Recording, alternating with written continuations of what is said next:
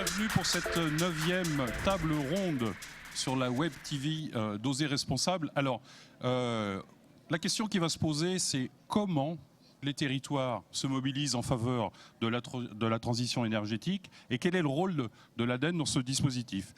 Et pour participer à cette table ronde, se réunit autour de cette table Bruno Legevin, qui est le président de l'ADEME. Bonsoir monsieur. Bonsoir.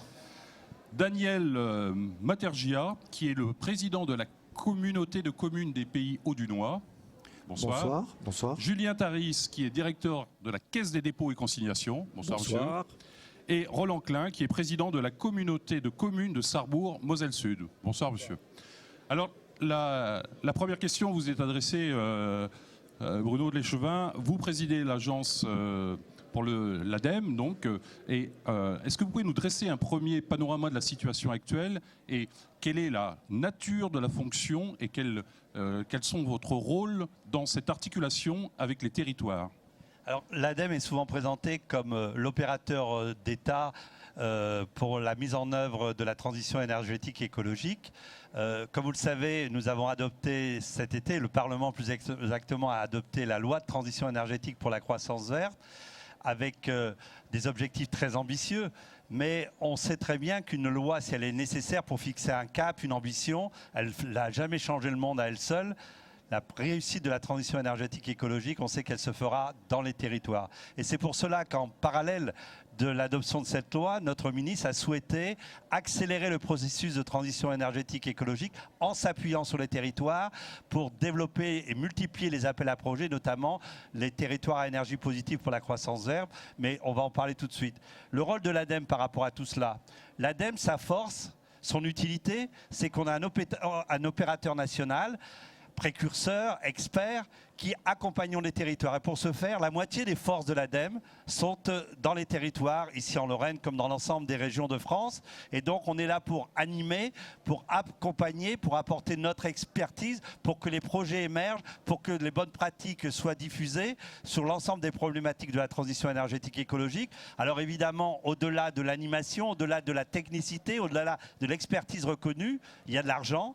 On a une chance extraordinaire que dans une période difficile où l'argent public est rare, le budget de l'ADEME pour s'engager dans cette transition a été maintenu. On a 2 fonds emblématiques pour généraliser les politiques publiques. C'est le fonds de transition énergétique, c'est le fonds déchets, le fonds chaleur.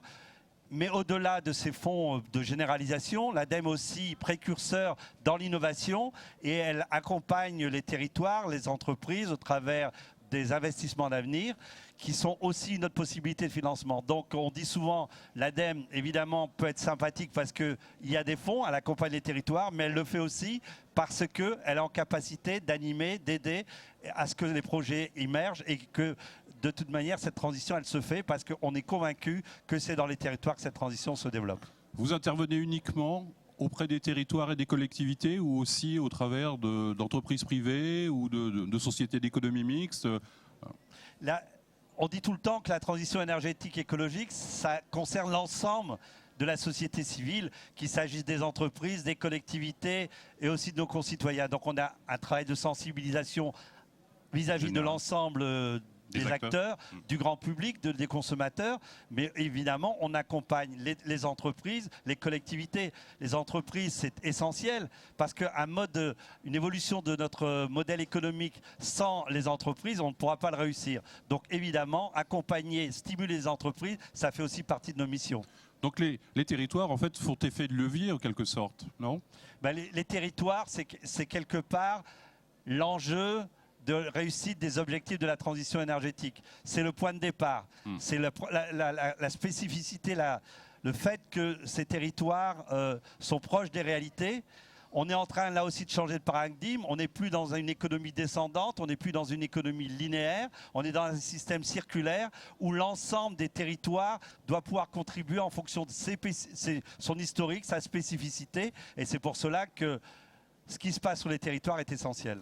Quels sont le ou les 2 derniers projets qui, en Lorraine, ont obtenu votre soutien et cet accompagnement? Il y a déjà plusieurs territoires qui ont été lauréats. J'ai en face de moi quelqu'un qui va en parler mieux que moi. Lui, il a tout trusté. Hein, il est sur toutes les dynamiques, plateforme territoriale de la rénovation énergétique. C'est fondamental. Le bâtiment, c'est 44% de notre consommation. Si on ne s'attaque pas massivement à cette perspective, on n'atteindra pas nos objectifs de réduction par 2 de la consommation.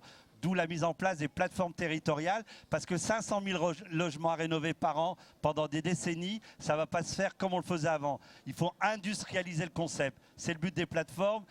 Monsieur pourra nous en parler. L'économie circulaire, c'est aussi un élément dynamique. Vous êtes aussi lauréat sur l'appel à projet territoire zéro gaspille, zéro déchet. Vous avez aussi été lauréat sur le TEPCV. Voilà, donc, le bon élève en quelque sorte. C'est le bon élève, il y en a d'autres ailleurs. 200 TEPCV déjà lauréats en moins d'1 an. La ministre veut lancer un nouvel projet. L'objectif, c'est que d'ici l'année prochaine, on ait 400 territoires à énergie positive sur l'ensemble de la France. Donc c'est intéressant ce que vous nous dites, c'est-à-dire que vous fonctionnez sous un mode de projet, d'appel à projet, il y a des lauréats, il y a des projets qui sont soutenus, d'autres un peu moins. Donc ça c'est une façon un peu originale de fonctionner. Et puis en même temps on a une deuxième chance. Hein. Dans le premier appel à projet, tous les territoires n'ont pas été lauréats, mais la ministre elle est contre l'écologie punitive. Donc elle voulait qu'il y ait des gagnants. Donc il y a une seconde chance.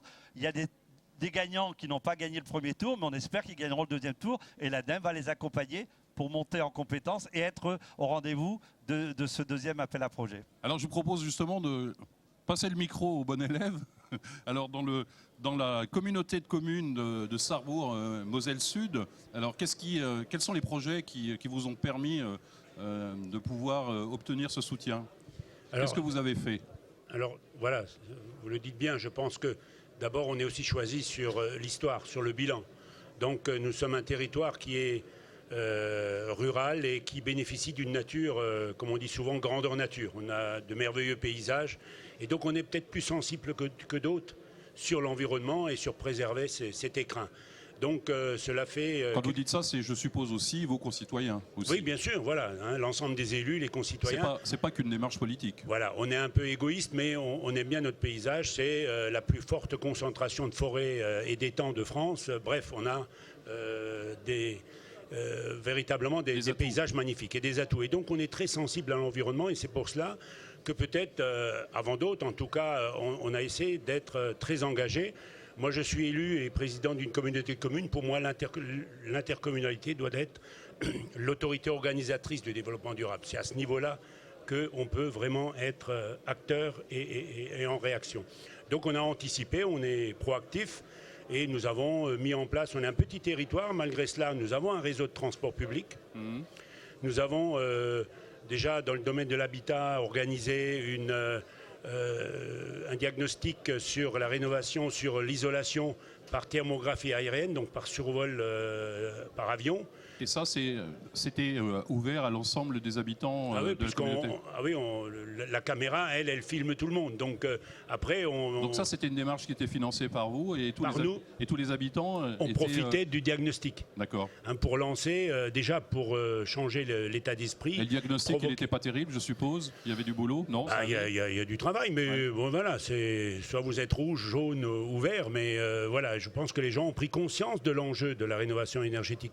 Donc nous avons aussi mis en place nous allons mettre en place un réseau de charge pour véhicules électriques, etc. C'est-à-dire, on est tout azimut un peu sur le domaine énergétique, mais aussi sur le domaine de la gestion des déchets, parce que tout cela fait partie de notre mentalité, mais aussi de la nécessité d'être un territoire exemplaire. Daniel Madirgia, vous êtes le président de la communauté de communes du Pays Audunois. Monsieur Klein parlait tout à l'heure de la bonne taille. Est-ce que c'est celui d'une communauté de communes, c'est la bonne taille pour pouvoir mener des projets de cette nature? Il faut s'associer, on ne peut pas chaque petit village mener des projets j'allais dire dans son coin. Il faut vraiment se réunir pour avancer sur ce type de projet. Je pense que là aussi l'union fait la force et une intercommunalité est à mon avis la bonne maille, comme le disait mon collègue, pour orienter les actions et en tous les cas essayer de les maîtriser, parce qu'on est aussi des aménageurs du territoire. Alors moi je suis un gagnant qui n'a pas gagné. Donc on est un territoire en devenir parce qu'on a j'ai cru comprendre que vous allez avoir une deuxième chance. On a concouru. Alors on est en train de la finaliser. On se fait d'ailleurs accompagner par les services du président de l'ADEME en ce sens. Et on a quelques fiches actions, que ce soit sur le bâtiment, sur l'éclairage public, sur la méthanisation, sur la production d'énergie. Parce que la particularité de notre territoire, quand les élus ont décidé de réinvestir le champ de l'énergie parce qu'ils considèrent que c'est de leur compétence et que c'est un domaine qu'il fallait se réapproprier. On a décidé de créer une SEM. Alors j'entendais là aussi le président qui disait qu'ils aidaient les entreprises et qu'ils aidaient les collectivités. Et nous, on a mis un outil en place qui permet d'aider les deux à la fois.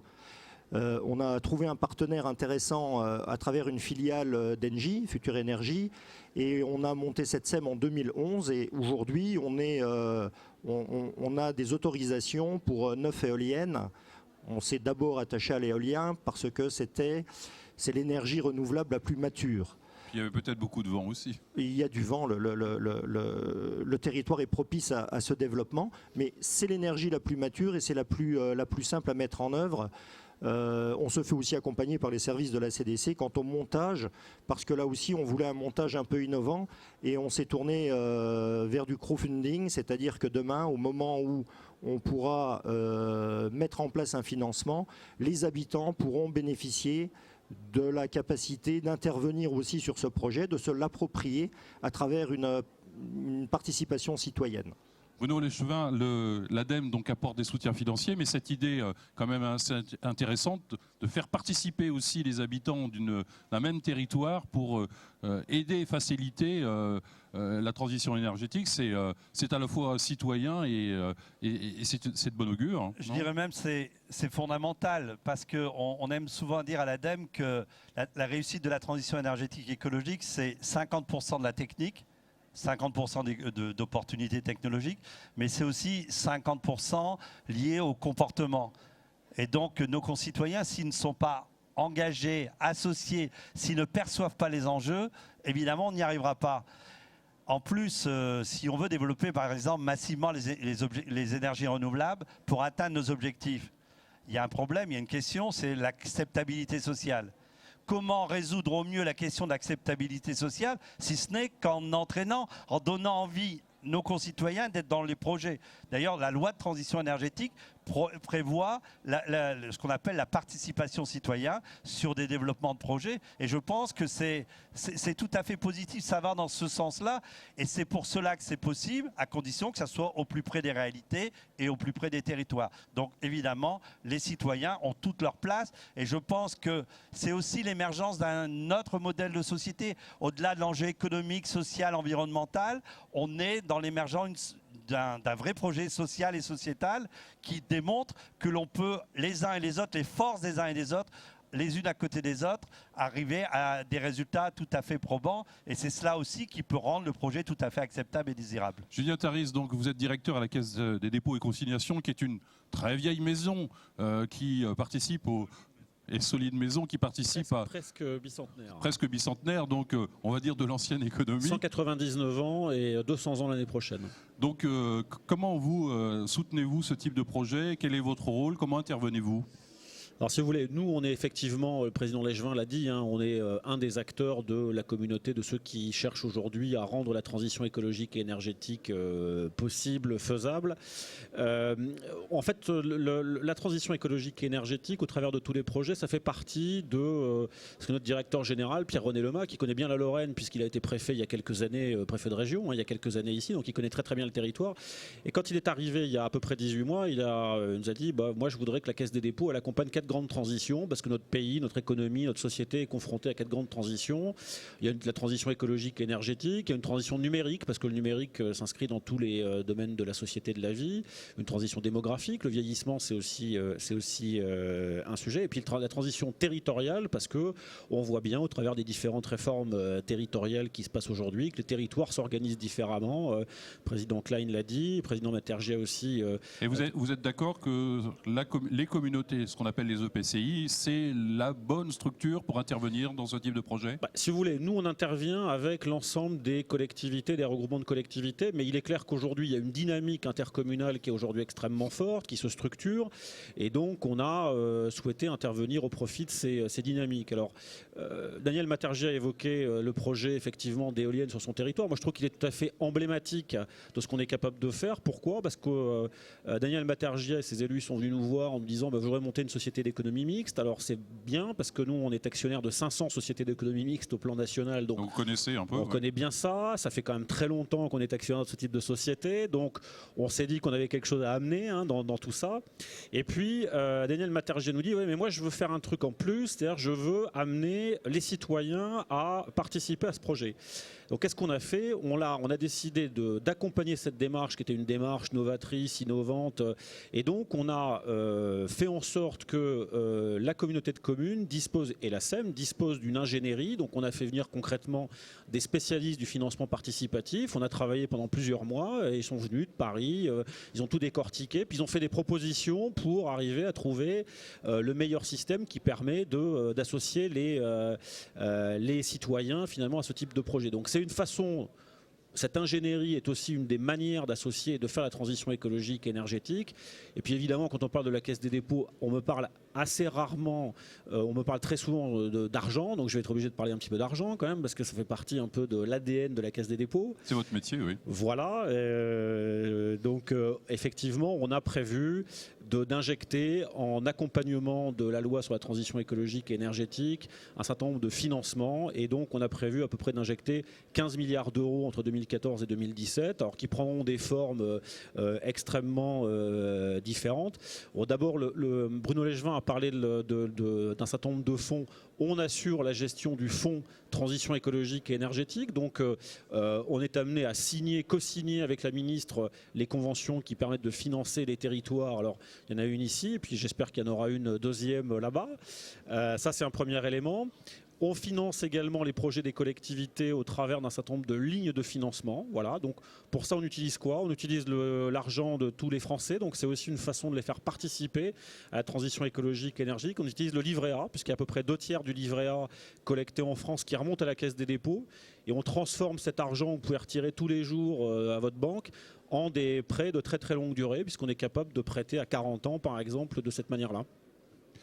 Donc, on parle de transition énergétique, mais en définitive, on s'aperçoit que c'est beaucoup plus profond que ça. C'est une vraie transition économique. On est en train de migrer vers un autre système.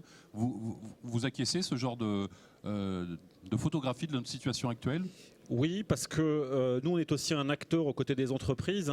Donc, le système, c'est pas simplement assis sur la conviction de quelques-uns, de quelques motivations de responsables politiques ou publics.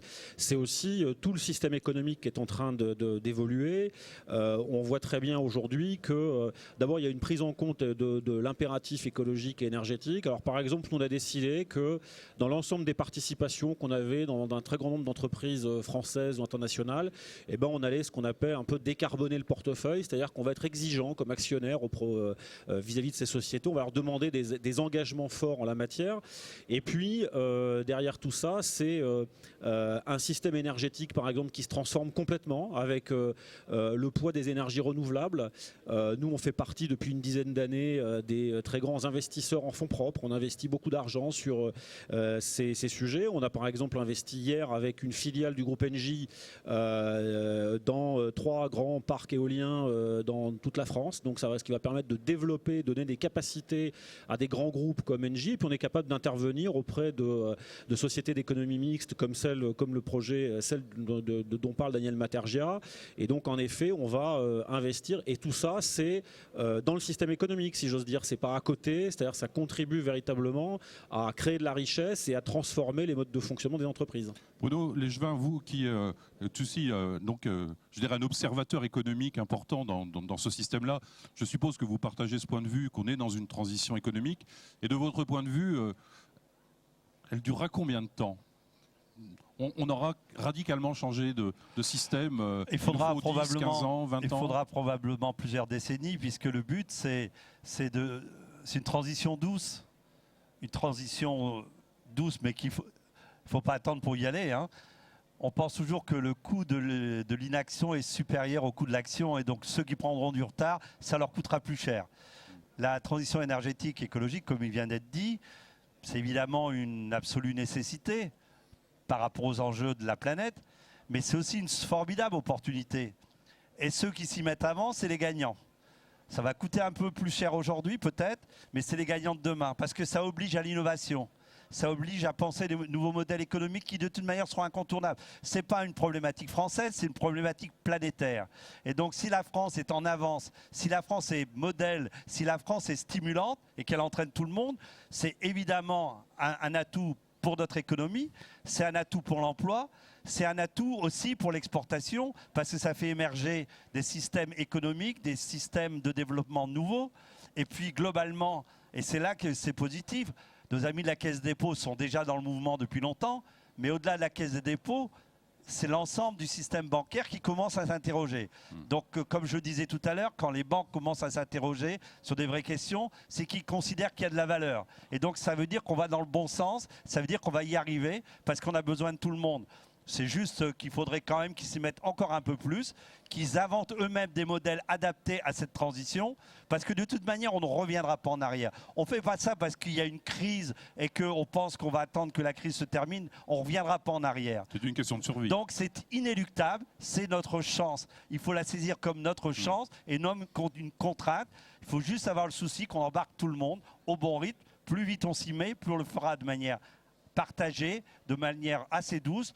Et on mettra le temps qu'il faudra, mais on y arrivera. Ce qui est intéressant dans cette discussion, c'est qu'en fait, on s'aperçoit qu'une des solutions, c'est qu'elle est au niveau des territoires, donc décentralisée, et elle n'est pas, même s'il y a une impulsion politique qui est donnée au travers de la loi, c'est que le travail, il se fait sur le terrain, et que ce sont les acteurs locaux qui prennent en main ce genre de problématiques avec l'assentiment des citoyens. Vous parliez tout à l'heure de ce partage des financements. Je trouve que c'est une démarche. Et vous avez, vous, d'autres expériences ou autour de vous, d'autres communautés de communes qui suivent ce chemin-là? Vous avez valeur d'exemple ou pas? Là, vous avez entièrement raison. C'est qu'au départ, il faut une volonté d'un territoire. Si on n'arrive pas à cristalliser d'une volonté sur un territoire, les choses bougeront, mais bougeront beaucoup plus lentement. On est vraiment dans la transition énergétique et économique. Et l'innovation, c'est un maître mot en énergie. Aujourd'hui, par exemple, on porte un projet très innovant sur l'hydrogène. On est en train de mettre en place un consortium qui va nous permettre de le stockage de l'énergie. Et le stockage de l'énergie est de nature à bouleverser le modèle économique énergétique. Parce qu'aujourd'hui, la problématique de l'énergie, c'est qu'elle ne se Donc stocke pas. hydrogène énergie qui servirait en l'occurrence à... Alors, on met un calculateur en place pour...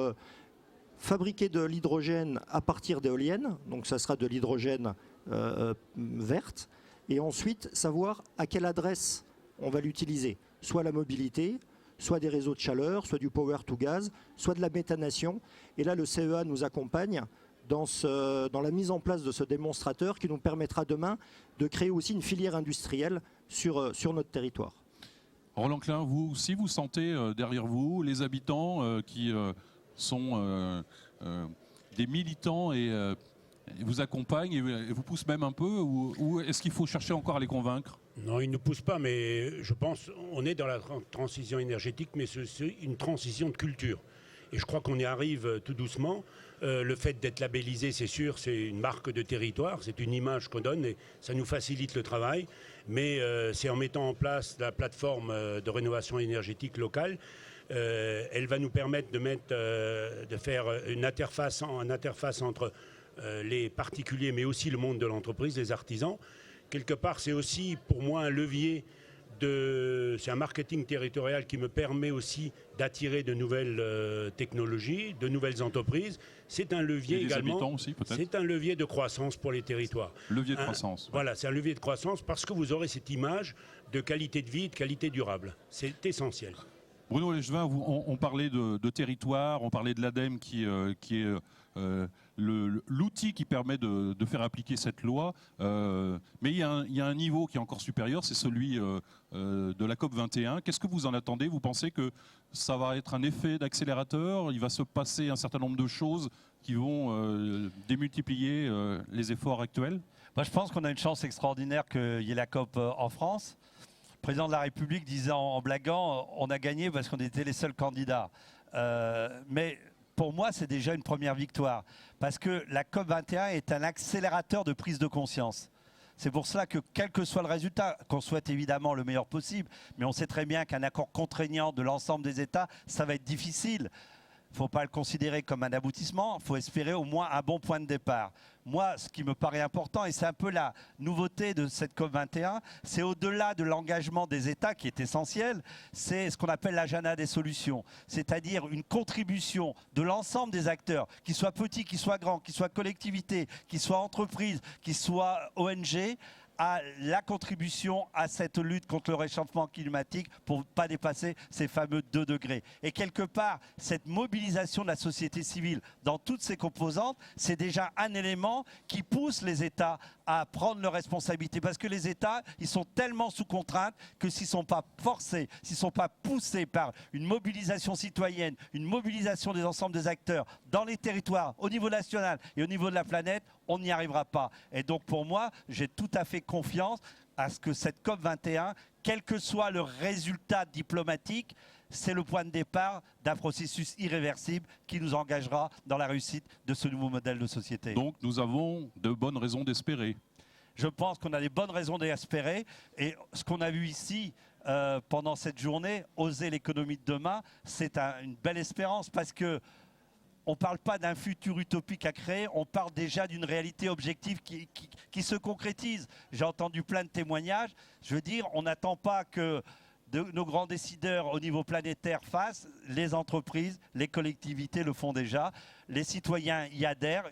Je pense que c'est un beau modèle de société qui peut faire que dans cette période où on se demande quel sera notre avenir, quel sera notre devenir, créer de l'espérance, créer de la confiance. Et de ce point de vue-là, ce qui s'est fait ici aujourd'hui en Lorraine est tout à fait positif et un bon marqueur et une belle riposte par rapport à la barbarie qu'on a connue dans la dernière période. Bah écoutez, je pense qu'il n'y a rien à ajouter et je pense que ces propos à la fois très militants et très, très positifs serviront de conclusion. Et je vous remercie de votre attention et je passe la parole et la table à Virginie et Bernard pour une autre table ronde sur accélérateur de business. Merci.